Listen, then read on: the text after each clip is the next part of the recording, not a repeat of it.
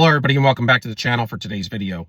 I wanted to talk to you about how the narcissist isolates you once you get into the relationship with the narcissist. So let's jump in.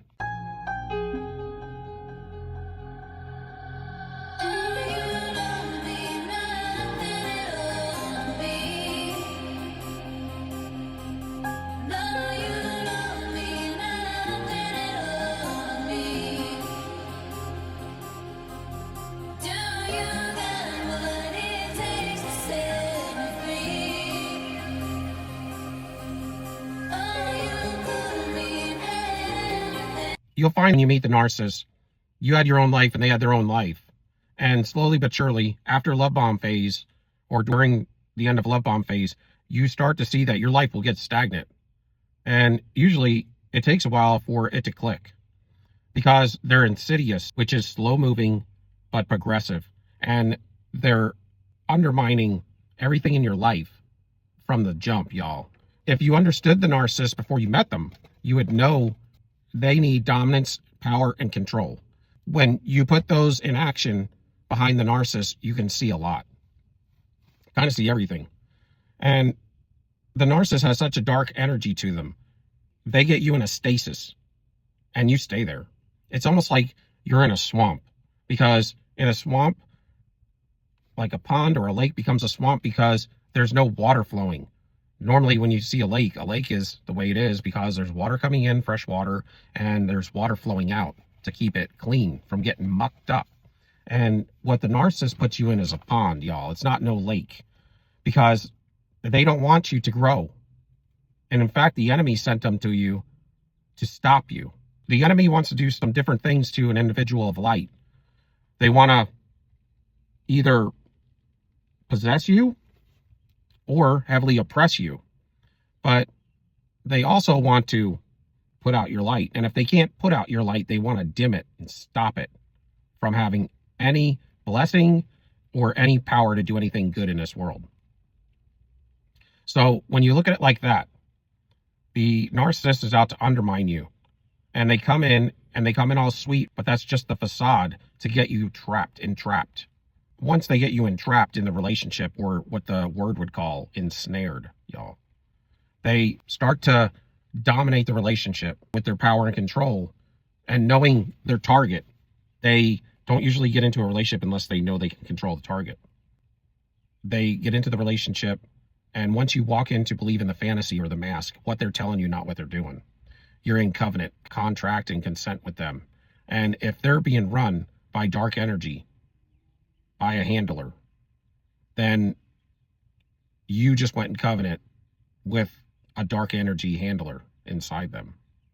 Meaning you have to obey to stay in the relationship. That dark handler controlling them, they're puppeteering the narcissist using the mask to get their needs met, their lustful needs met. So they puppeteer the narcissist in all their actions and their thoughts. And when you go into the covenant or contract with the narcissist, you have to believe the fantasy, which is the mask, which is what the mask is telling you, not what it's doing. Or else if you start believing and giving them pushback on what the mask is doing, then they will leave you. They have to. That's the contract they have with you. And a lot of times, because we're empaths and we grew up in these families, we were used to people pleasing and we didn't want to injure individuals because we were groomed that way. We were groomed to love people to death. Because we're empathic, we can see a lot of stuff going on, but we don't want to hurt their feelings because we were brought up that way. It's kind of like you can be amongst an idiot, but you're not going to have the heart to tell them they're an idiot because you know how it would make them feel. We get in these entrapments until we wake up and know that we have to assert ourselves and that we have to take the rose-colored glasses off. We have to look at it for what it is if we want to love ourselves. And we understand, some of us understand contracts and consents because I go over that a lot here. You revoke your consent when you go against the mask and you detach and don't go back to the narcissist. That's when your true blessings start to come back. But until then, you're connected to this dark energy that's puppeteering the narcissist. And then they end up puppeteering you through the narcissist to get their needs met. To power up the mask. That's the entity that's using the narcissist. And what they do is they isolate you because when they find a good source supply, they want to do different things to isolate you. They want to increase your dependency on them, and that will eliminate threats to them in your life. Because if you're completely dependent upon them, and this is what they do, by second guessing, by gaslighting you, getting you to not believe your own reality, to get you to second guess yourself all the time, they make you believe your own judgment is skewed and not good. Then what they do is they will isolate your friends and your friendships that are good. They may keep the toxic ones available that are aligned with them. Like if you're around narcissists and takers, they may keep them around if they get along with them, because then they will have that individual align with them when they're trying to reinforce some kind of thought pattern into you by telling you that you're making a wrong decision. Two voices or two minds agreeing against you, then that derails you. So these are things they do to take your identity and to put their identity on you, which is their identity of not knowing themselves. That's them, but they're projecting it upon you. How great they are and all of those things is either who they're going to become when they steal your identity. You see what they're doing? They're seeing who you are, and they start to mirror to you what they are. And if they haven't gotten your energy yet, they're doing that to walk in that role of being you. But they have to love bomb you first, because they have to get in alignment with your energetic level. So if they're down here and you're up here, if they love bomb you with somebody else's energy, well, then they're going to come up here. They're going to come in with somebody else's energy on. That's the only way they can meet you.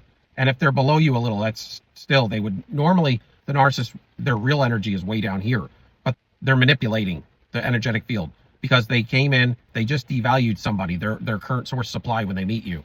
So it lifted them up to a level to where now they can meet somewhat on your level, but just for a short time. So that's why they have to seduce you quickly and get you to love them and trust them quickly so they can be in with you. So they have to steal energy by devaluing their current source supply. They're the scapegoat and you're the golden child. That's how it works. And so they just project it on this other source supply that you don't know anything about. They come to meet you for first date. They come in and they're kind of equal with you, but it's not their energy. It's the source supply they just devalued and projected upon so they can meet your energy. But it's going to blow off quickly because it's not theirs. They're manipulating to get that fuel. So then they got to come into you and they got to meet you on that level, wherever your vibration is, so they can vibrate with you. You see? And once they get vibrating with you, if the vibration goes down, you're with them, so you don't realize it. You're not too concerned because why? Because we're in it together, right? As long as we're in it together, this is where codependency is. If we're in it together, then it's okay if we're on a lower wavelength. But they're not doing that. They're not doing that to keep you. They're doing that to siphon from you your identity. And when they get you down on this low level of vibration, right? This wavelength, then they're siphoning off of you. So they're growing and you're getting depleted, you see? And this is where they're witchcraft practitioners. So what they do then is they'll start to spell cast upon you, because now you're at that vibration level. Like I said, below a 200 vibration level of a vibration level chart of 1,000, you're on a demonic level. I don't care what people say. I believe this because on that level, there is no love. And if God is love and Christ is love and the 9 fruits of the Spirit, which all are tethered to love, all the 9 fruits of the Spirit spoken of in the Word of God are tethered to love. They branch off from love. So if you don't have love, you don't have any of the 9 fruits of the Spirit. So when a narcissist rides under a 199, that's telling you that under 199 and under on the vibration chart doesn't experience love. They're cold. That's where abusers are. That's where thieves are, liars, cheaters, and manipulators. People that unalive people. All of that. It's all on that level. Drug addicts. And this is the level of the narcissist. So when you get on that level, so that's where witchcraft can't hit you up here because it's showing your goodness. But it can if you get down here. So that's what they do. They siphon off of you till you get down here. And then they start spell casting you. And then they start isolating you and stopping you. When you get isolated, a mucky pond that doesn't move, if you have life in you, then that's not your world. Your world is up here, creating, succeeding, authenticity, and intuition, the 9 fruits of the spirit. All that is life. They don't have that because they ride down here in this mucky pond. You're up here in the river, the lake, moving. You're growing, succeeding, advancing. They don't do that. They do it, but they do it through theft of people's energetic field and stealing energy and embodying your identity. So they isolate you. So the ways they isolate you are through their power, control, and dominance. They will increase your dependency and eliminate threats of any good people around you by smearing your friends and family that are good and telling you that they don't trust them, you shouldn't trust them. You know, when they say the enemy whispers in your ear, well, they start doing that. They whisper in your ear, and what they're doing is they're getting you stressed out. They're getting you off balance, out of alignment on purpose, and creating conflicts and drama between you and your loved ones, you and your friends, by manipulating. It causes arguments and causes tension, and this individual is looking like they're upset because they don't like your friendships, and so you start to back off from all that. And what are you going to do when you back off? You're going to stay home. That's isolating. Life likes to do things, meet with people, have dinner, talk on the phone with somebody that you love and care about, whatever. Well, they sabotage everything, and once they get to creating conflict, even those good individuals don't even want to be around you because they can see it and feel it as well, or get inklings of it. And notice that you're changing because they're projecting their energy on you. Their toxic energy every day is being projected upon you. And when you accept it, then they're siphoning all of your good fuel you're pouring out to them. And you're getting tired and weak and fragile and fatigued. And then you start getting sick. So these are things they do in relationships. They'll sabotage your plans that you have set up with a friend of yours to meet. They'll have something come up and all of a sudden you'll have to go help them and you'll have to cancel. Or a phone call, they'll interrupt it and interfere with it. And then you'll start having all these rules placed upon you, or you'll be feeling like you need to stop being yourself, your authentic self, and try to follow their lead because they're not happy with anything that you do. So now you're walking on eggshells, and then you're second guessing yourself. And then you want to second guess yourself because you don't want them to rage out on you and cause conflict because you don't want to deal with it. So you try to people please them. You see, every day you're putting more and more power and control in their hands, and you're not believing in yourself. You're not loving yourself. You're not standing up for yourself. And through that is how they destroy your relationships around you, which isolates you at the home more. And then on an emotional level, they'll start to guilt trip you for spending time with others. Why don't you want to be with me? That kind of stuff will start being said. Like you're abandoning them to be with a friend for a few hours. That's how they're going to start talking. So then you're going to feel bad and you're going to be guilt tripped.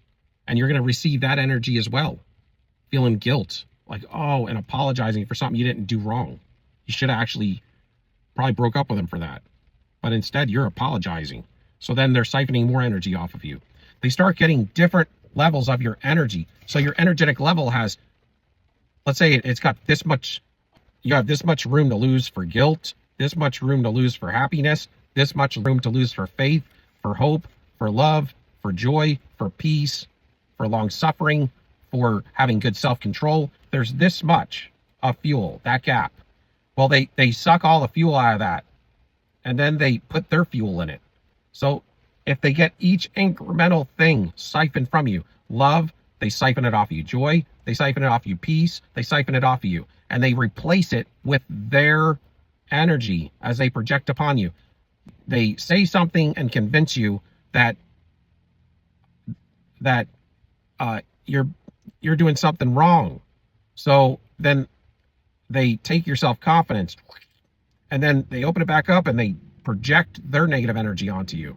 So now it's full with their negative energy when it comes to self-worth and self-confidence. And then your love, oh, you don't love me. You just abandoned me. So then they siphon all that out because you're then apologizing, and then they open it back up and then project upon you anger, hate. And then it's filled up with that chamber is filled up with anger and hate. And then they go into your peace and they start harping on that, giving you a hard time about that. And then you give up your peace, and then they open that chamber back up and they fill it with chaos, their chaos. So this is how they do it. And then before you know it, you're the one that looks like them in every area. Love is hate. Your peace is chaos. Your joy is depression. Your faith is paranoia. And your hope is depression. You see, and they keep filling these chambers in your life because you have energetic field has different types of emotions. And when they do that, they're switching with you. Before you know it, when they discard you, you look like them and you're acting like them. And you're whooped. You have no fuel. You're fatigued. You almost need to go to the hospital. I mean, really. And then they walk away joyous, happy, wearing your energy. And then they smear your name and they cause a character assassinations on you. And you actually are that now because you're embodying their identity. And this is how it works for a good breakdown of it. But then they will play the victim during this emotional state, and they'll be claiming abandonment or neglect, and that you're trying to seek friendships or people to hang out with elsewhere. And that's just a manipulation. But then they'll take control over your time. They'll demanding constant attention, and you'll need to be there to regulate their emotions and be responsible for all of their well-being, taking care of them. Then they're going to be guilt tripping you on that and consuming your time. So if they're with you, then they're isolating you with just them. And if they're not with you, they want you ruminating and thinking about them. They want your whole world to be about them. And if they get your whole world being about them, that's how the rumination starts. They start chipping away at every part of your life to where all you can do is think about them. Your whole orbit is about them. So that's where they're siphoning off of you and you're leaking energy everywhere. All your fuel's getting poured out. It's dumping all over the place because you gave up all your boundaries. And then they'll start micromanaging your time and dictating to you how to spend your time. You'll need to get their opinions about what you should do with your time, insisting on being included on all your plans so they can micromanage you. Maybe they will convince you to relocate because when you relocate, you don't have any support system, so they can have an easier time isolating you. That's why you never want to meet somebody online and have a good long online relationship with them and then decide you're going to move to their state, because that way they can make you hopeless and helpless. If they get you out there, you have no support system, you don't know where to go, you're completely isolated. And when you're with an abuser, you probably gave up a good job that you may not could get back again. And then they start depleting you. And then they can treat you like crap and you'll feel completely hopeless and you'll stay in it. So these are things that they will do to entrap you. They'll start withholding your money on a financial control and keeping you from making independent decisions financially, making it difficult for you, giving you an allowance, a small one, and managing all the money. They'll want to control the money and discourage you from work or school if they make enough money, or from advancement because they are in competition with you because they have abandonment issues. So they don't want you to advance and they want you below them and they want to have power and control over you. So they'll discourage anything good in your life that will cause advancement. Because why? Because you're believing the mask. You're in covenant and contract with this dark energy that's inside them, and they're puppeteering you through the narcissist, just like the narcissist being puppeteered. And you have to believe what they're saying, not what they're doing, and then they're manipulating. So when you do all that, you're in the pond, y'all. You're not in the lake and the river that's flowing. You're in stasis, so you can't advance. They're blocking your blessings. And then they start gaslighting you, causing confusion, distorting what happened into what they make up happened, what they tell you happened. And you're so fogged up and gaslit, and you have witchcraft put upon you. They will also put spells on you, glamour spells, they call them. This is where they will spellbound you to put glamour on them to where they're the most beautiful thing in the world, and love spells to where you're in love and infatuated with them. And then when they start siphoning your energy, they will take your beauty. They'll strip you of your beauty. And that's why sometimes when you leave them finally, you feel like and look like crap. It's because they've been working witchcraft on you. They're undermining your self-trust, eroding your confidence and doubt and judgment. They'll surveil you. They'll be using surveillance on you, monitoring your devices, your conversations on the phone, demanding access to passwords to control and to spy on you, to micromanage that.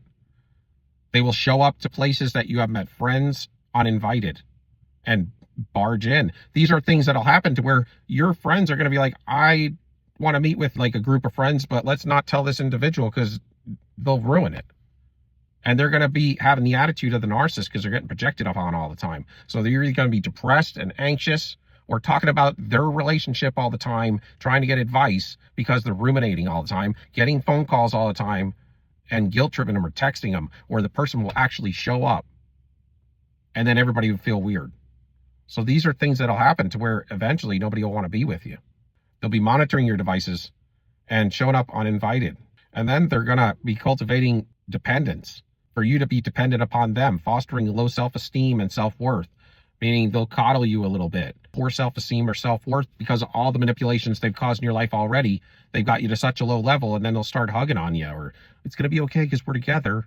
Yeah, but you're only doing that because it's keeping you with them, codependent to them, dependent upon them. So you can manipulate and destroy the individual that's with you.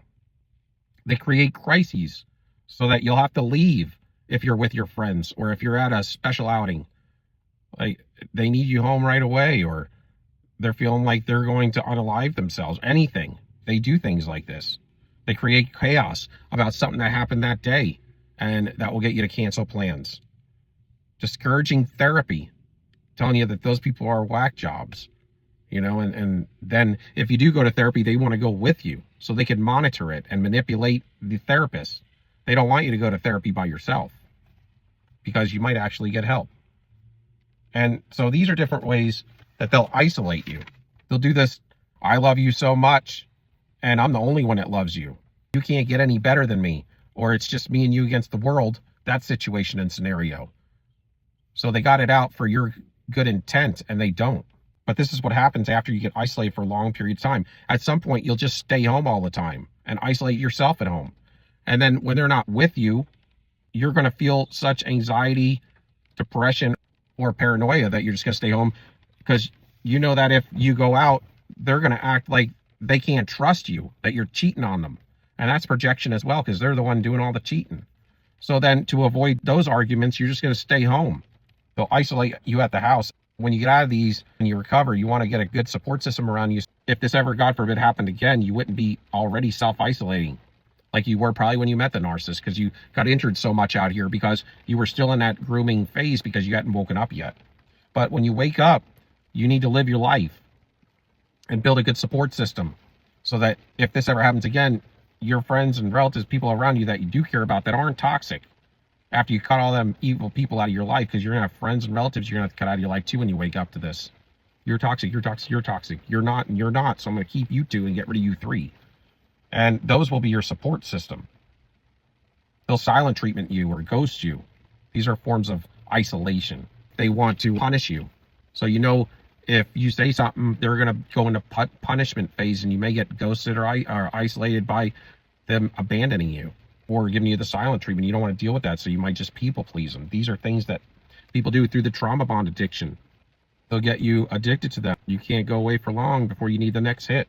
They can isolate you by supplying for you. Let's say you broke up with them and they want to have an excuse to be in your presence so they can have power and control the situation.